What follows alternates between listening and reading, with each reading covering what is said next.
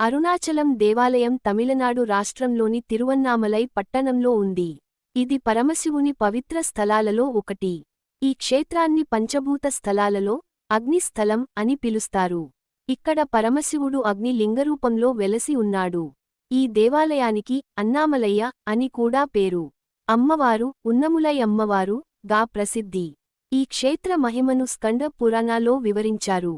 ఒకప్పుడు బ్రహ్మదేవుడు, విష్ణుమూర్తి ఎవరు గొప్పవారు అని వాదించుకున్నారు. అప్పుడు పరమశివుడు అనంతమైన అగ్ని స్తంభరూపంలో ప్రత్యక్షమయ్యాడు.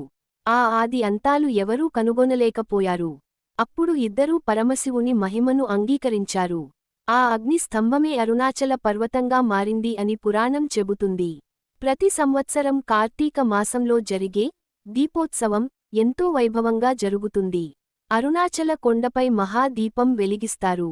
లక్షలాది భక్తులు గిరి ప్రదక్షిణ చేస్తారు. సుమారు 14 కిలోమీటర్ల మేర ఈ ప్రదక్షిణ మార్గం ఉంటుంది. ఈ దేవాలయం భక్తులకు జ్ఞానం, శాంతి, మోక్షం ప్రసాదించే పవిత్ర స్థలం అని విశ్వాసం. హర హర మహాదేవ.